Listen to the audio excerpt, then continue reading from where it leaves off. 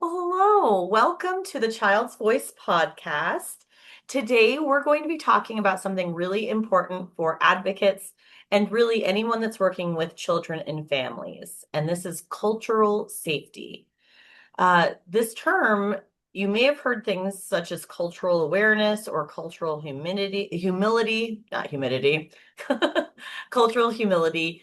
Those phrases are still important and valid. They're not the same as what we're necessarily going to be talking about they're more folded in, if you will. Cultural safety, though, goes a little bit further. It's about creating an environment where families and children feel safe, respected, and heard. So, to help us explore this concept today, we're going to be talking with the one and only Carrie Porter, who has experience working with families and children in ways that honor their culture and identity. Carrie is a licensed Strengthening Families facilitator and trainer and the program manager for CASA of Yellowstone County. Welcome, Carrie. Yes, thank you, Mary Rose. It feels so formal considering that I we're know only it talking to does. each other. It does feel a little formal. Yes, It thank does. you. Thank you, thank you. Well, let's roll right into this. Let's start. I'm going to try to keep things simple because obviously we just talked about like three different concepts.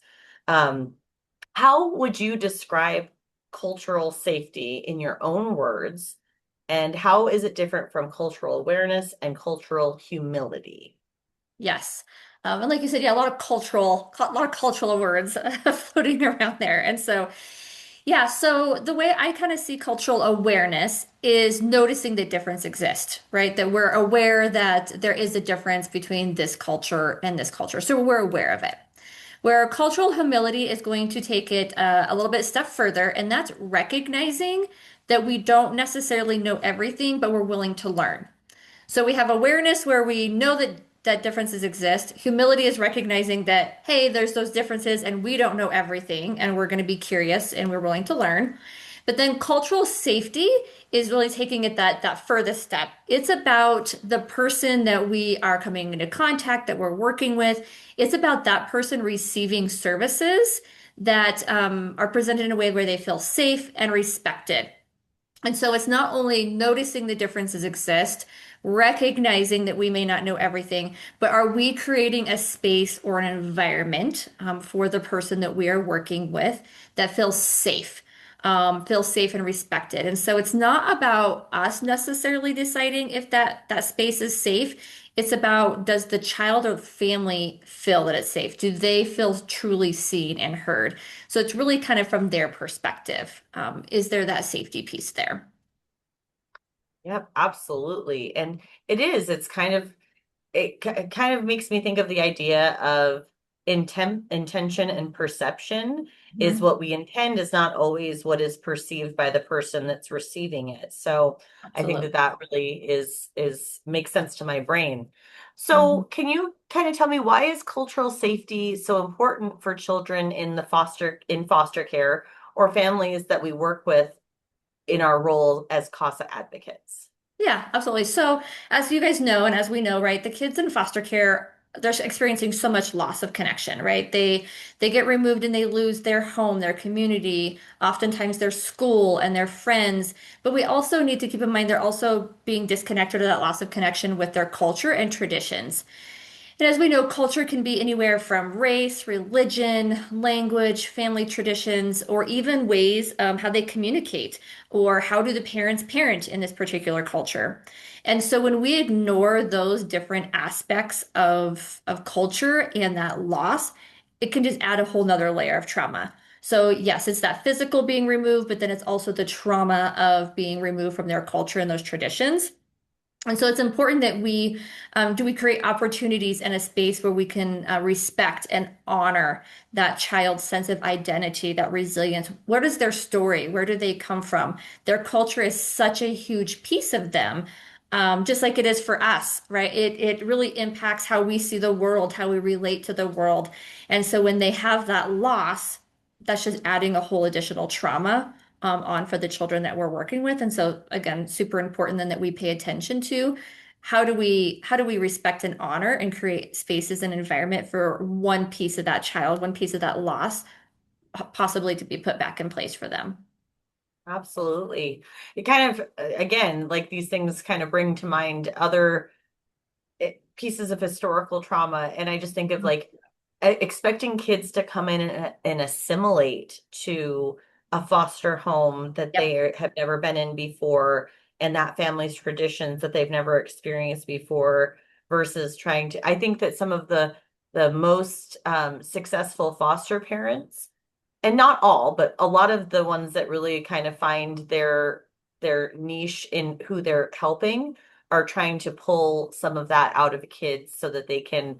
honor that and keep some of that continuity for them. So, It can be even simple things like eating meals, right? I mean, different cultures that looks very different, right? Do we say blessing before? Do we not ever use our fingers? Do we even like I said, yeah, very simple things around eating, around going to bed, around um yeah, there's just, I mean, I could, list all kinds of things, but yeah, culture is not always like this big, grand awe things. There's, mhm. when you think of the iceberg, right? Like there's so much underlying culture piece that we don't see, and that we don't even think about. Oh, that is culture. That is how I was raised. That is, yeah, that's our tradition. That's what we do in our family. So, Just a simple thing such as mhm. growing up, we never slept with our doors closed. Like Yeah, everyone always had their doors open. So yep, the idea of going into a house and having everyone close their doors at bedtime can be yeah, maybe a little frightening for kids to feel absolutely. that. So, Yeah, oh, absolutely. well, then the next logical question for me would be is how do we as advocates practice cultural safety in the work that we're doing? Are there any practical ways that we can try to incorporate that into every day or every interaction that we're having with these children? Yeah, I would say one word, curiosity, right? And I think any of my advocates that have worked with me long enough know that I'm always like, be curious, ask questions. If we're being curious and we're asking questions with judgment, right? And so people love typically to talk about themselves or to explain their story or what they do and why they do it. And so if we come from a place of that curiosity, we are asking questions, we're opening, we're inviting, tell me more, right? So asking our kiddos like, hey, tell me more about that tradition, or help me understand, or what does that look like, or what does it look like in your home, when you guys get ready to eat, or when you go to bed, or how you celebrate even big milestones, birthdays, or unfortunately, funerals, things like that. And so a Mm. good word is, or just a good phrase is, can you tell me more about that? Or I would love to hear more about that. Or help me understand why you do this. Or do you do this first or do you do this first? Asking kids, how does your family usually celebrate this? We often see cultural stuff come out and I could say celebrations, or like I said, even, like I said, funerals, sorry, funerals, things like that. But those big family moments, how does your family celebrate? How does your family grieve? How does your family, do this? And so asking those questions. I know I learned that even just having my Chinese exchange student for so long, right? Just understanding the holidays, understanding, he had a grandmother that passed away and hearing about that. Or then as he's gotten older and now he's a dad, the whole idea of birth and babies and not telling anybody, right, until the baby was born because it was bad luck. And so, again, just being curious and asking those questions. And at the heart of it, what is important to you? Asking these kiddos, what's important to you? Asking the parents, what's important to you? Mhm. It really, by coming across and being curious and asking those questions, it really helps people, especially our families and our children, feel like your story matters and I want to understand it. So again, it's not only that humility, but recognizing that differences exist, and it's not even just that awareness. It's that awareness that, hey, I'm willing to learn, but then I want to understand it, right? I want to take it that one step further and understand what is Mhm. your story? Where do you come from? And because that's going to play a role into so many different things that we see with our kids and families. How they handle conflict, how they engage, with other people at school, how they handle disappointment. And so if we can understand their story and understand where they come from, it's most likely going to give us a better perspective and picture of everything that they do. Absolutely agree. I think about what feels like culture does feel almost like mysterious in terms of we really associated it with racial identity, not so much with just like the landscape of what families have done, how they Mhm. pass those things on, and how sometimes even something so innocuous. When you were talking about that, I was thinking one thing that I probably won't take advantage of, but that was very much part of my own family culture when you talked about grief and people passing away is the Irish wake and having someone laid out in the living room of your home and everyone interacting with that person in the room and how Yeah, my kids would not know what to do with themselves if they were in the same room as a grandparent that had passed away and just right. like how much that shaped me and in some ways great, in some ways maybe not so great. We played funeral a lot growing up, which was kind of funny. But anyways, before I go down a complete tangent, um, I'd love to hear some examples because I know that you've worked in the child welfare world for a very, very long time. Can you give us some examples of cultural safety in action? Yeah, absolutely. Um, and yeah, that's been part of like I guess the funnest because you said it's almost like a mystery that you want to uncover, right? Hmm. And so that's kind of the way I look at it too, whether it's I've worked with, Amish families and I've worked with, a lot of different families. But I guess one of the ones that we see a lot, the only that I saw, as a facilitator and as a caseworker, but I know we still see every day with our advocates, is so I worked with a family and dad in particular spoke really passionately. We're going to call it passionately, right? Loud, I like to reframe it as passion, right? So every time in this family engagement meeting, very passionate. It can come across as really aggressive, right? I think you can kind of read the body language in the room, and when people get loud, and especially if they're, kind of maybe a bigger person and they're getting loud and bigger, it, at first kind of comes across as aggressive. But when you kind of pause, you take a step back and you start asking these questions, it was really their way of advocating for their child, right? And so reframing that aggression and that loudness as passionately fighting or passionately advocating for their child. To me, that's very much a cultural way of showing that they care and are committed to their kiddo. I'd much rather have the parent that is there passionately advocating for their child than the one that disappears and we never hear from again. At least this parent is there and they are fighting or advocating for their kiddo. And so I think, once you kind of step back and don't take it personal, don't look at it as aggression, but okay, they're fighting for their child just like I would. That interaction became a lot more productive. Their needs were better represented in court reports. I just had a different frame of mind or a different perspective of where this parent was coming from. It wasn't an adversarial relationship. For him, it was very much, I'm passionately fighting for my child. And the cultural or the way I know how to do it is by getting loud, right? Like we get loud in our family. If you want to be heard, you have to be the loudest Hmm. person or the last one to speak or, whatever that is. And so again, just reframing how I saw that dad coming to those interactions changed everything, changed our relationship, how we work together, me seeing kind of things through his eyes. Yeah, and again, just not taking it personal. He's not angry or aggressive with me. He was angry. Well, he wasn't even angry. Like I said, he was passionately advocating for his child in the only way that he knew how. Well, and that I will echo back to perception and intention, like what your intention is and how you're Yep. communicating. You don't necessarily control how it's being received. And also, Yeah. I always think of the term, like I've heard this especially about women. Is she intimidating or are you intimidated? Like it's not Mhm. so much what she is doing as how you receive it.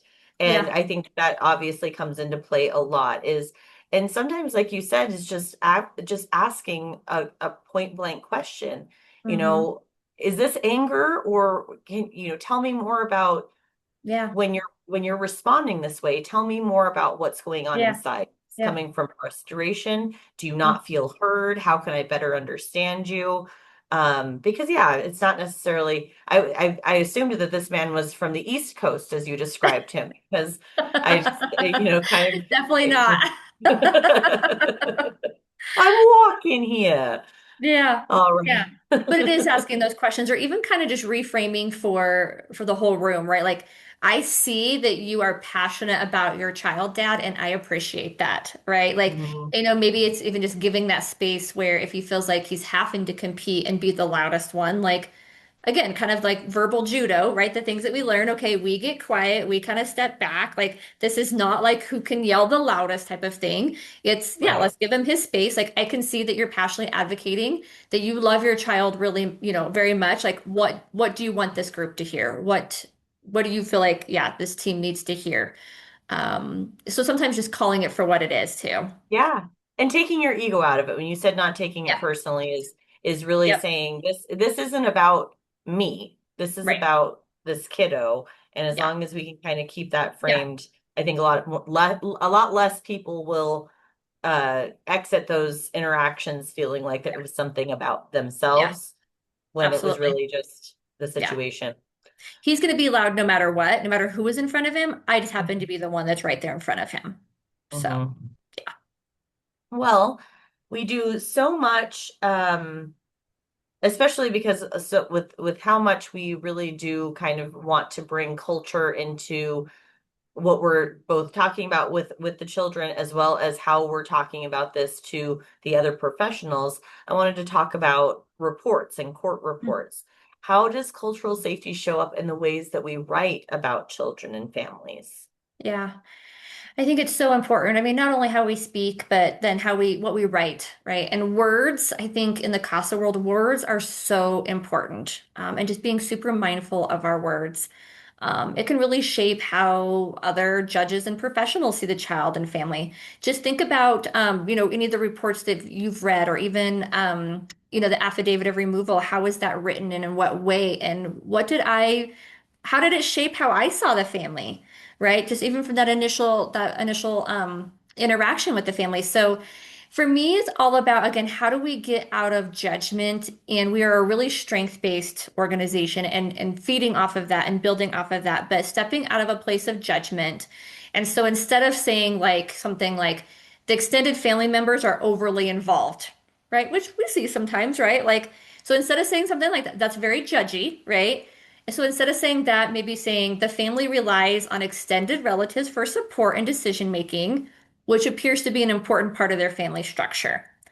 Again, we're taking something that maybe we're being judgmental about and thinking, oh, grandma is way too involved, right, in this, or she's overstepping her bounds, or she's getting involved in things she shouldn't be. That's very judgy, right? Because obviously we're bringing something to the table of what we, maybe our own interactions with extended family members, or Mhm. what do we value? This is clearly important for this family, and so let's write it in a way that's culturally respective and that honors their culture. That extended family is really important to this, maybe to these parents or to these kids that we're writing about. And so let's talk about it, that they do rely on these extended family members to help them with the support, with help them in decision making. And it appears to be an important part of their family structure. And this would be something I would probably take a step further and ask the family about, like, hey, it seems like, grandma's always coming to these meetings, or that, like, kind of tell me about that. What does that look like? What does the role of elders, or what does the role of grandparents or aunts and uncles play in your family? So again, being curious and asking those questions. And then, yes, making sure that we're writing in a way, again, just don't stay out of judgment. It's really important. I think cultural safety comes with also the idea of bias. And we have to be aware of that we all have bias.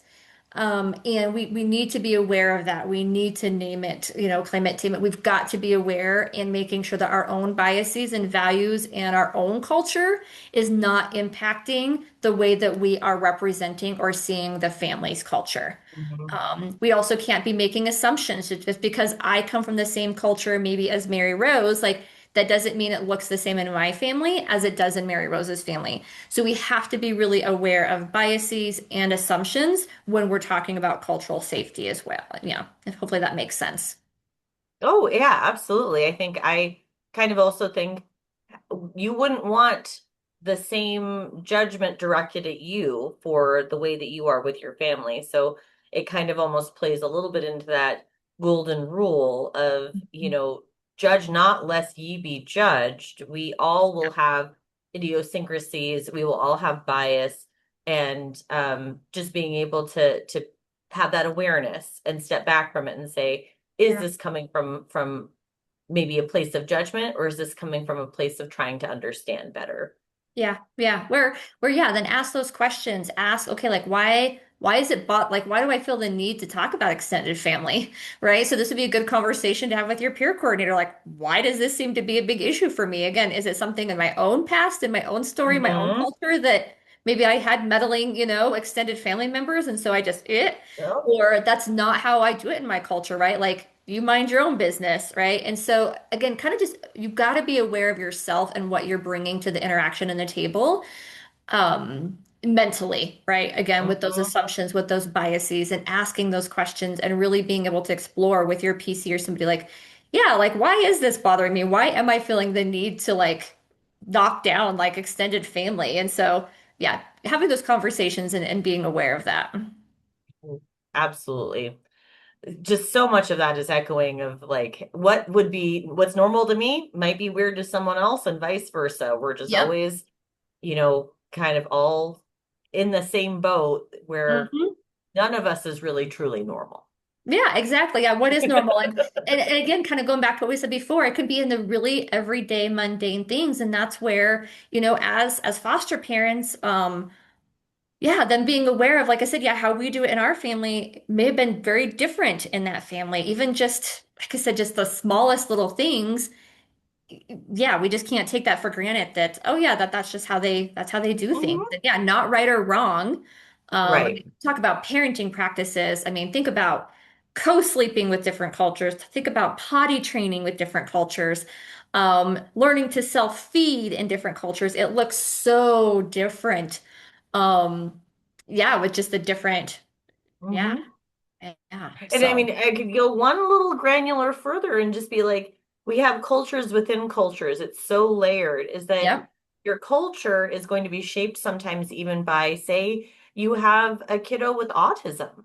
Like yep, that is going to then also create a completely different structure of yep, culture around that child in terms of being aware of their sensory needs and their differences, but also trying to provide them with the same kind of support and love that you would with really yep. a neurotypical child. So, gosh, I love tangents, but I think I'm going to get us back into Okay. the questions that we have. Okay.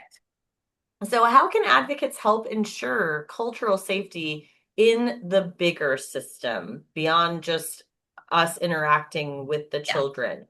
Yeah. So I think, first and foremost, just really encouraging the placements with relatives, if possible, right? And I think, Yellowstone County is pretty good about that. I think that's something we always need to be mindful of, though, and keep pushing, relatives or somebody that is at least culturally connected. And so oftentimes it may not be a relative, but is there somebody else that the family, particularly can identify that is at least aware of this child's culture or connected somehow? And so, yeah, first and foremost, let's keep them kind of connected to their culture by placing them with somebody that's also in their culture. If not, right, or even if so, really just making sure that we are encouraging, no matter where the children are placed, that they maintain those connections. Language is not as much of an issue, I think, with the cases that we see, but it possibly could be. But then everything else that we think of with culture, their faith, their traditions, for example, Easter Sunday is coming up, right? And so that looks very different for different cultures. It may be, I know we tend to always focus on ICWA, but there's so many other cultures that we have going Hmm. on besides just ICWA. But yeah, different traditions, and maybe it's different. Let's just go with Easter. Do we do more of the bunny traditions? Do we do more of the faith traditions? Some of those other things that come up. Maybe it's, graduation's coming up. Do they do something, special on their mortar board, right? Thinking of just really Hmm. small, simple examples. And so, again, we really need to know the child and the family, and we need to have been asking those questions and being curious, then to really ensure and to advocate for these kids to stay connected to those things.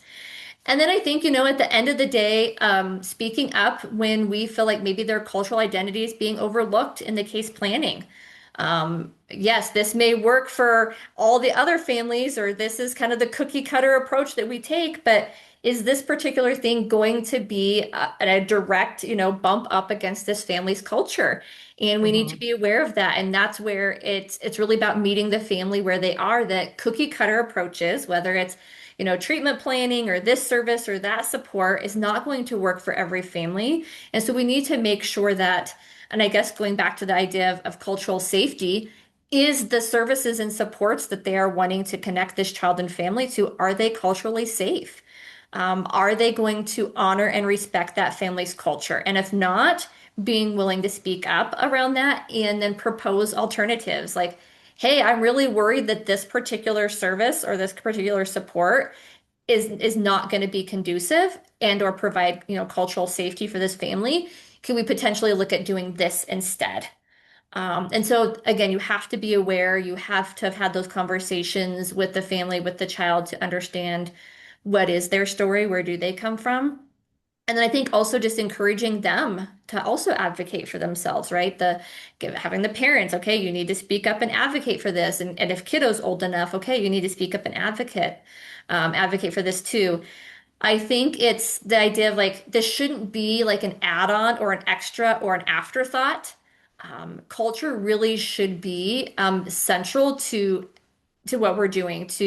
It's central to who the child is. It makes up who they are, and so everything should be coming through that cultural lens when we're writing about it, whether it's medical stuff, psychological, educational, safety piece, like everything should be coming through that lens of the child, and that lens of the child is culture.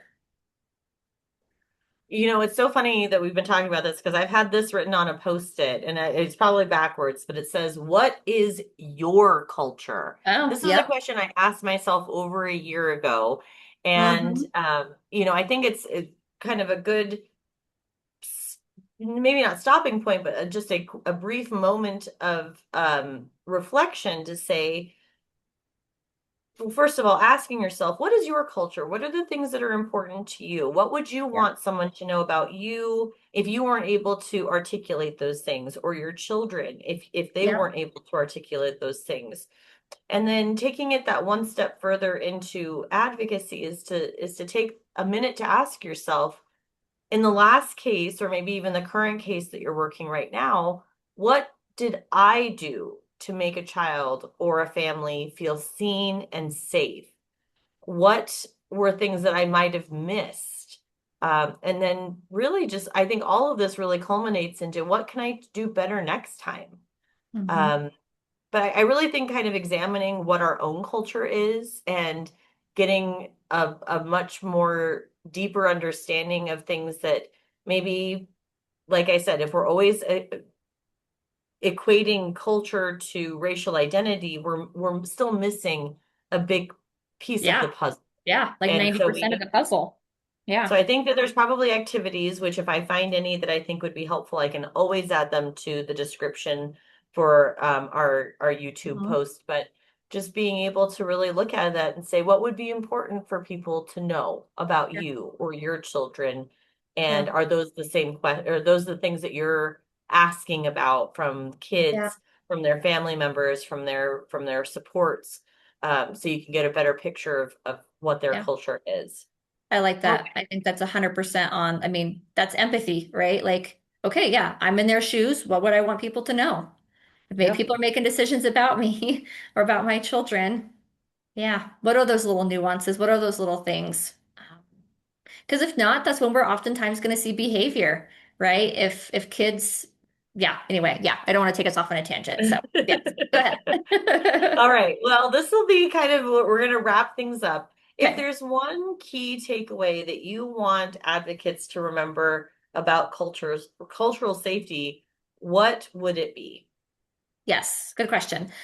So for me, remembering that it's an ongoing practice. It's not a checklist. It's not a one and done, like, oh, I asked about culture, done, right? Or oh, I said, oh yes, they're ICWA or non-ICWA, done. That's not what it is. It's about curiosity. It's listening, respecting. Again, it's just an ongoing thing. Be curious, ask questions. So here's a quote that I like that I'll leave us with too. Culture is not an extra, it's the foundation. When people feel seen and heard, trust grows, understanding grows, and advocacy becomes stronger. Oh, yes. Um, just understanding, like you said, empathy, understanding, just really trying to take the judgment out of understanding. I feel like partially Yep. we seek for understanding from a place of sometimes trying to put it into a moral box. Do I agree with this morally? Do I disagree with this morally?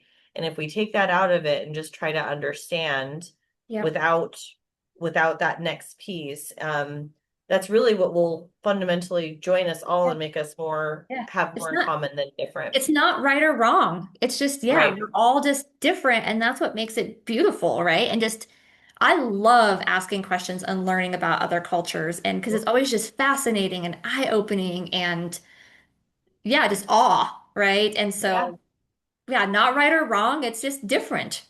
So, Yep. yep.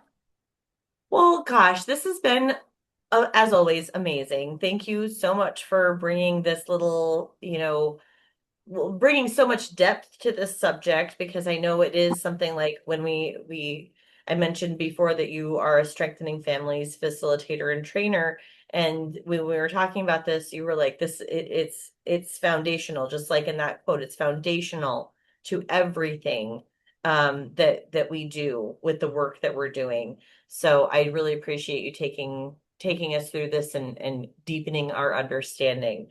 So for our advocates, I would just encourage you to remember that when we create space where children and families feel safe, we are giving them the gift of truly being seen and heard. And you can kind of see down here in the corner of my screen, you won't be able to read it, but it says the opposite of trauma is safety. And I feel like that's a wonderful closing. So thank you so Absolutely. much, Carrie. Perfect. All right. Thank you, Mary Rose.